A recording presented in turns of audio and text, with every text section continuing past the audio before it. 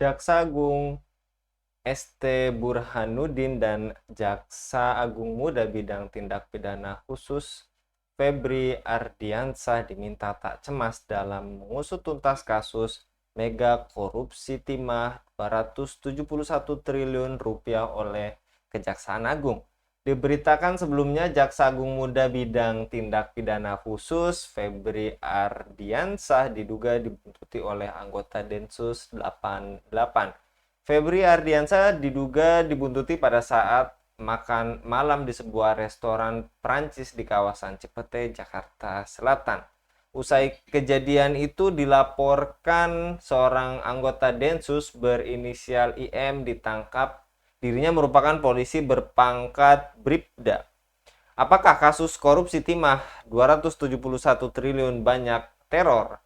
Apakah para pelaku korupsi timah bisa diusut tuntas dan diadili, dan apa solusi bagi tata kelola tambang yang karut marut?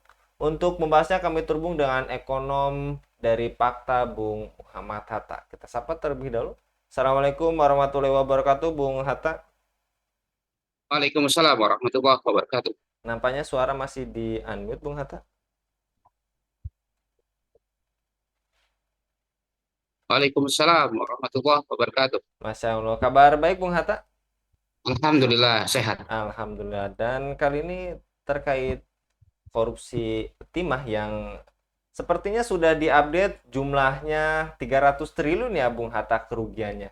Dan kasus Betul sekali dugaan tadi. dugaan megapolitan timah ini, apakah hanya puncak gunung es dari kusutnya tata kelola tambang di Indonesia, dan apakah korupsi tata niaga timah yang berlokasi di Pangkal Pinang, Bangka Belitung bisa digolongkan korupsi terbesar sepanjang sejarah Indonesia, Bung Hatta? Iya, terima kasih.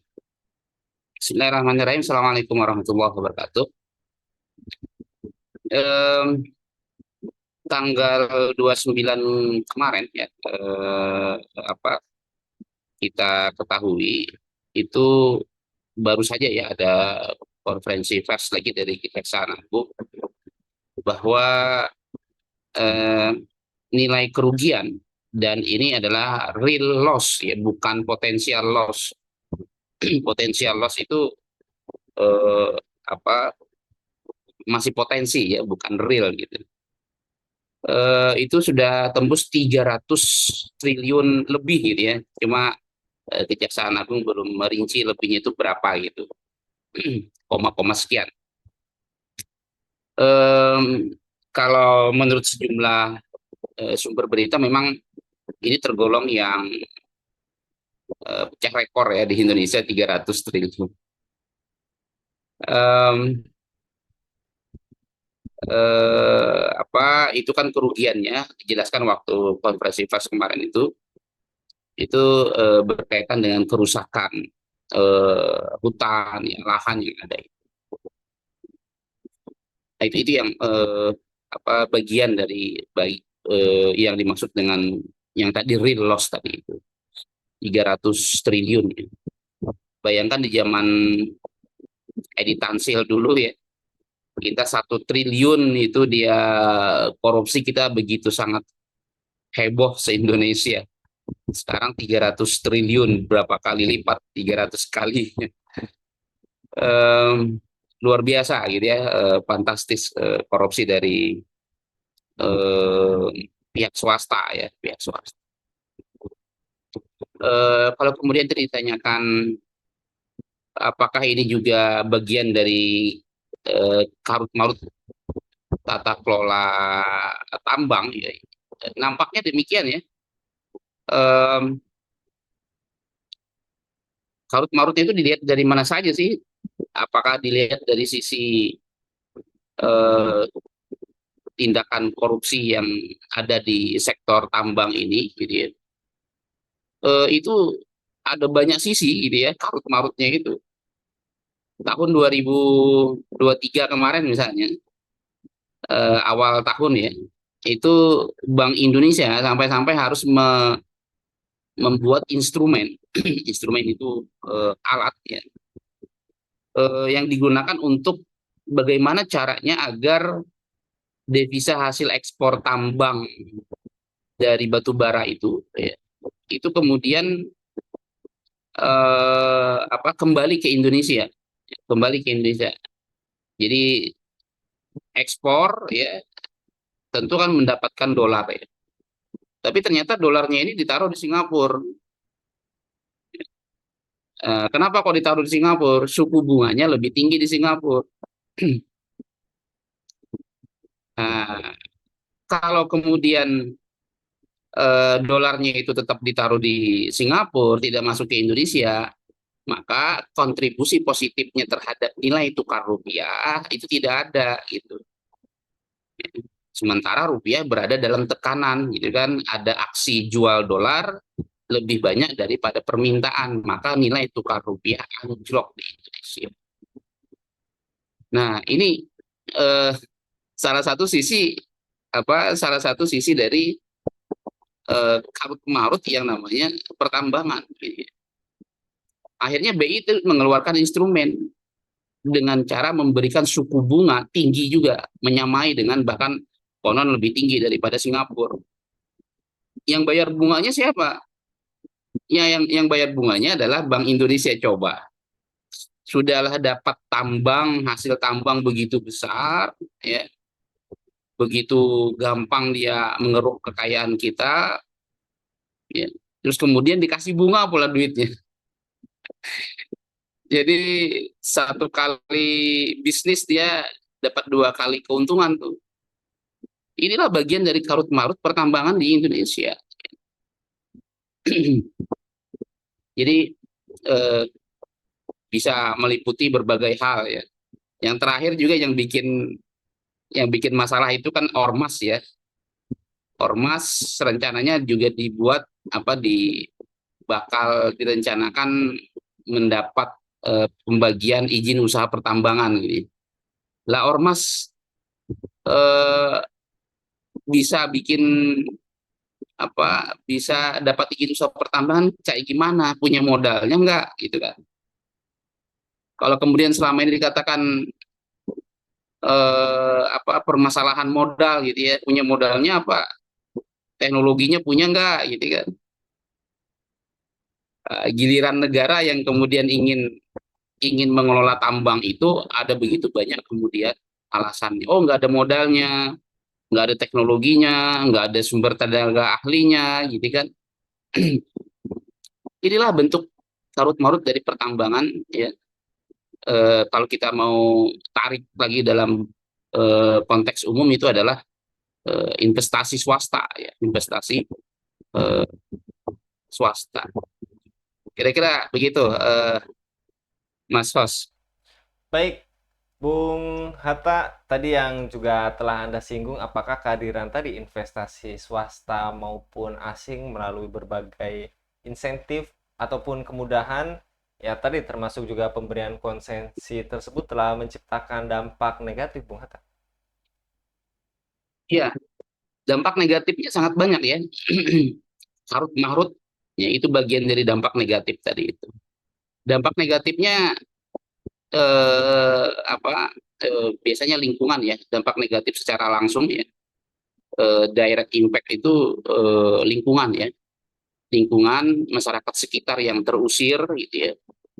Eh, Lingkungan tadi bisa bermacam-macam ya, sungai ya rusak, polusi dan seterusnya. Kalau kita lihat eh, tambang nikel misalnya ya, tambang nikel di Sulawesi itu kan laut ya, sungai ya, polusi itu menyatu tuh kerusakannya ya, kerusakannya. Sementara dari sisi pemerintah, dari sisi pajak kan itu banyak banyak insentifnya ya, diliburkan, tax holiday macam-macam lah begitu. Itu yang terjadi ya. Oh, tapi kan kita tetap dapat pekerja masih bisa bekerja ya, iya pekerja masih bisa bekerja, cuma upahnya cuma 2.500.000 ya, 3 juta itu. Sementara keuntungan terbesar ya masih dinikmati oleh investor ya. Dan perlu diketahui investor investor terbesar yang kami lihat di tambang ini yang paling banyak masuk itu adalah Cina ya, berdasarkan data batu bara dari Sulawesi itu adalah Cina. Berdasarkan data yang kami miliki ya. Eh, Batu bara itu juga ada investor dari India ya, investor dari India. Nah, eh, itu dampak negatifnya. Apalagi dampak negatif dari tambang ini ya. Tambang ini kalau pekerjanya ya, pekerja itu tentu dia membawa budaya ya, membawa gaya hidup tersendiri ya, yang kemudian dia bisa tularkan ke mana, ke wilayah di mana dia tempat bekerja ya. Itu sudah banyak disinggung ya, bagaimana kemudian tenaga kerja asing di Freeport ya, itu kemudian ternyata juga membawa membawa budaya kerja yang merusak ya, merusak dari sisi sosial ya, dari sisi sosial. Eh, Seperti itu kalau kita masuk dalam hal sosial. Kalau dalam masuk ekonomi tadi ya, itu ada dari korupsi ya, dari tadi misalnya BI harus berkorban membayar bunga untuk devisa hasil ekspornya gitu kan. Jadi dari beberapa lingkup, dari beberapa aspek itu kena semua tuh ya, kena semua. Dan sekali lagi ini membuktikan bahwa jadi ada mitos memang dalam investasi swasta itu. Mitosnya adalah kalau sumber daya alam itu diserahkan kepada negara ya, eh, apa negara itu nanti mengelolanya tidak efisien, pengelolaannya tidak efisien, korupsi dan macam-macam. Itu salah satu mitos nih. Dan hari ini gitu ya, kali ini semakin membuktikan bahwa eh, investor swasta itu justru membuat dampak negatif yang tidak kalah negatifnya daripada yang apa yang dimitoskan tadi. Justru mereka terlibat korupsi gitu ya, tata kelolanya tidak efisien, merusak lingkungan. Nah ini jadi berkebalikan, betul-betul berkebalikan dibandingkan dengan apa yang selama ini dihembuskan oleh pemerintah ya. eh, Termasuk juga sebenarnya dalam literatur-literatur ya, literatur-literatur yang ada yang mengatakan kenapa sih sebaiknya sumber daya alam itu dikelola oleh pihak eh, swasta gitu. Karena itu tadi dihembuskan mitos seperti itu. Dan itu tidak hanya terjadi di Indonesia, itu terjadi di banyak banyak negara ya, termasuk di Afrika ya, di Afrika, di negara-negara yang lain itu demikian ya, demikian. Itu Mas Fas. Baik, Bung Hatta, dan tadi terkait efek negatif dari adanya investasi swasta ataupun asing. Apakah modus korupsi di salah satu dampak efek negatifnya khususnya di tata niaga timah cukup sulit untuk diandus, Bung Hatta? Apakah juga bisa dibongkar sampai habis, Bung Hatta? Kalau dari sisi modus, yang saya baca dari beberapa sumber berita itu memang eh, tidak rumit ya, tidak rumit. Yang rumit itu, yang rumit itu justru adalah backingnya gitu ya. Selama ada kekuatan di belakangnya itu sulit untuk apa, mengungkapnya gitu ya, untuk kemudian menjerat secara hukum, ya, menjerat secara hukum. Nah ini kan karena memang kekuasaan backingnya itu sudah mulai hilang gitu ya, sudah mulai berganti, maka akhirnya dia tidak lagi punya kekuatan untuk membackingi kasus yang ada di balik investasi tadi itu. Eh, Korupsi itu saya pikir aparat penegak hukum sudah sangat paham ya, sudah sangat familiar dengan bagaimana modus-modusnya itu. Wong narkoba dengan di dalam perut segala macam aja itu bisa bisa dikejar gitu ya, apalagi korupsi yang persoalan arus uang, ada arus uang dari satu pihak ke pihak lainnya gitu ya, apalagi persoalan perizinan yang tambang begitu besar gitu ya, itu begitu luas, berapa ribu hektar, jutaan hektar, itu tentu sangat mudah untuk mengusutnya. Yang tidak mudah adalah backing dari investasi tadi itu, karena dia akan segenap kekuatan yang ada untuk menjaga agar tidak diusut. Tapi oleh bagaimanapun tadi, karena memang kekuasaan ini tadi eh, luntur ya, sudah mulai luntur, sudah mulai hilang ya, akhirnya dia akan diusut ya, akan diusut. Tapi itu pun nanti bisa bisa masuk angin juga tuh nanti ya. Kalau kemudian eh, pihak pihak yang diusut ini punya kartu truf lain yang bisa digunakan untuk menghalangi pengusutan kasus tadi itu ya. Jadi ya begitulah yang terjadi selama ini di negeri ini ya. Saling sandra ya, saling apa, akhirnya ya masyarakat yang paling dirugikan.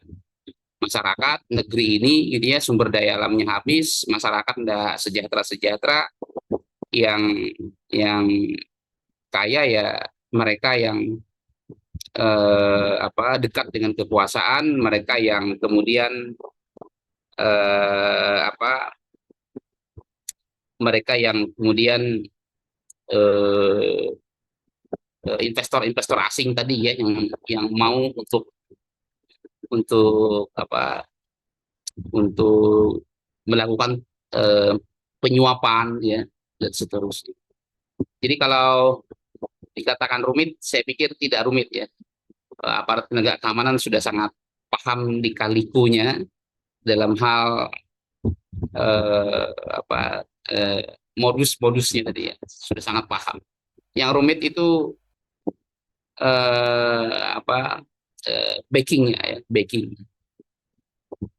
Begitu, Ya. Mas Agi. Baik, Bung Hatta, terkait backing tadi, apakah sistem kapitalisme menjadi akar persoalan problem tambang ini? Kemudian bagaimana pengelolaan tambang sesuai syariah, Bung Hatta? Iya, em, keberadaan backing ini sendiri sebenarnya sudah mengindikasikan bahwa ada sesuatu dalam proses investasi tadi itu tidak wajar gitu ya, pasti ada masalah gitu. Seharusnya kalau dia memang bisnisnya itu adalah berjalan pada track yang benar gitu ya, pada jalan yang benar, maka tentu dia tidak khawatir dengan eh, persoalan bisnis itu, nggak perlu backing lah gitu ya. Em, dan backing ini memang itu bagian dari apa, tidak lepas dari sistem politik di Indonesia ya, sistem politik di Indonesia, sistem politik di Indonesia yang korup ya, sistem politik yang culas ya, itu kemudian akhirnya ketemu dengan dunia bisnis yang serba serba menghalalkan segala cara ya, menghalalkan segala cara. Eh, Akhirnya ya tadi ketemu dua ini ya, mereka saling menjaga untuk me, apa, menguras habis sumber daya alam yang ada. Sistem politik yang sering kali dikatakan mengganggu ini kan berkaitan dengan demokrasi yang berbiaya mahal ya, demokrasi berbiaya mahal. Eh, Makanya kemudian ya sudah, kalau begitu masyarakatnya disejahterakan. Masalahnya untuk menyejahterakan masyarakat pakai cara sistem ekonomi apa? Gitu.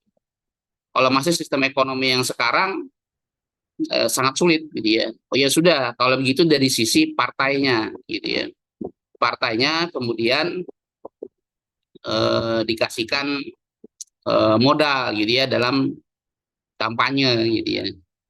Ya modalnya berapa dulu, gitu. Sanggup nggak untuk sekian triliunan, gitu ya, agar supaya tidak memberikan suap kepada masyarakat gitu ya ketika kampanye. Nah ini apa sulit ya. Jadi dari sistem politik juga sulit untuk dipecahkan ya. Dari sisi sistem ekonomi juga sulit ya. Sehingga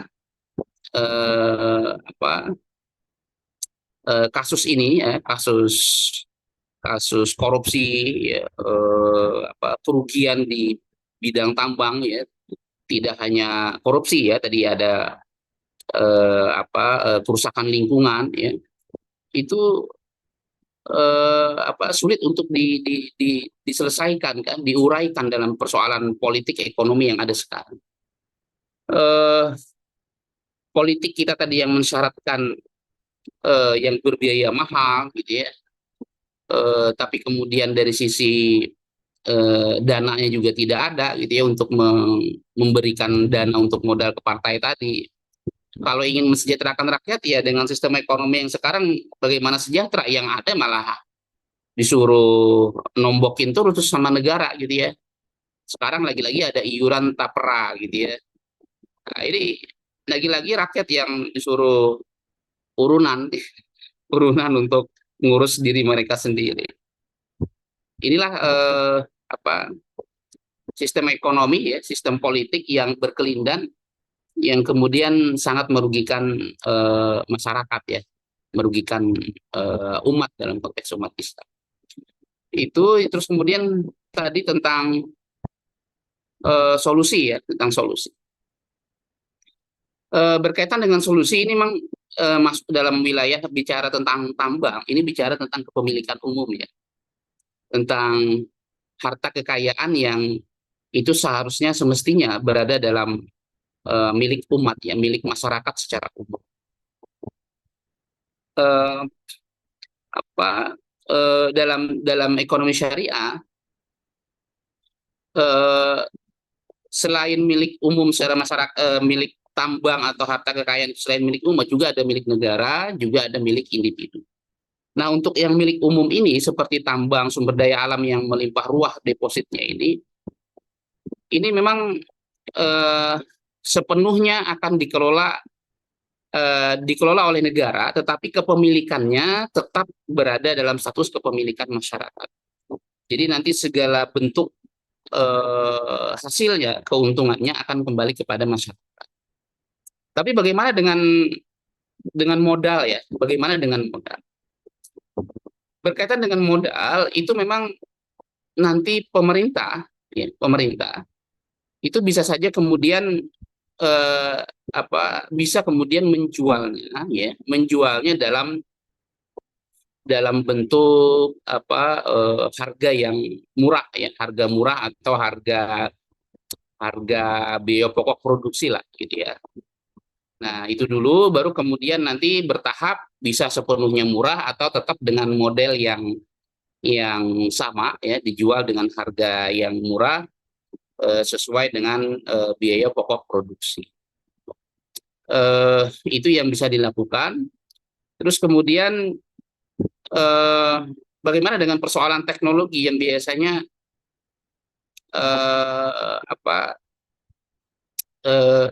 itu katanya tidak punya gitu ya.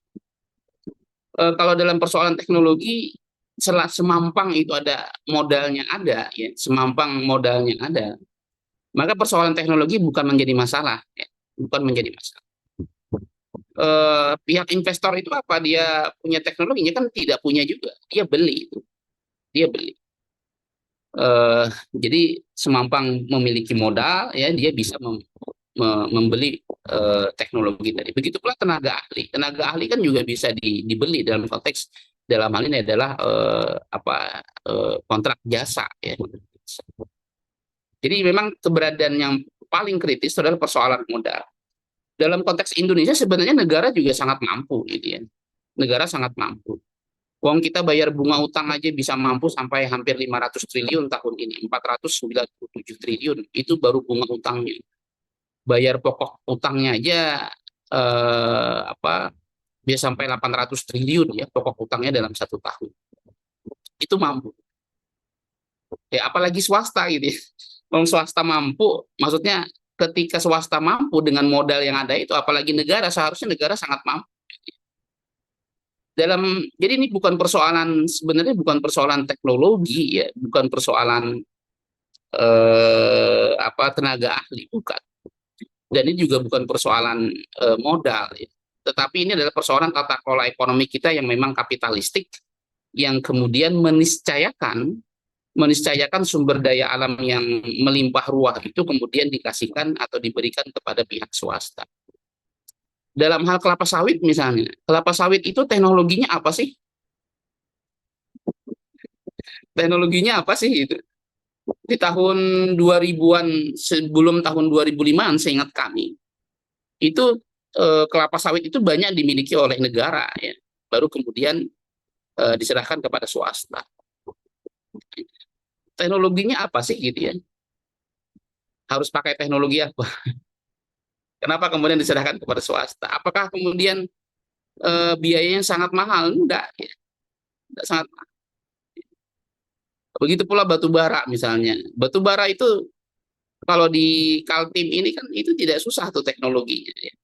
Karena dia tambangnya tambang open pit ya, dia tambang terbuka, bukan tambang underground ya di bawah tanah. Tambang terbuka itu secara modal lebih murah, secara teknologi lebih sederhana. Tetapi kenapa tetap diserahkan kepada pihak swasta? Ya tadi karena memang tata kelolanya adalah kapitalistik. Gitu ya.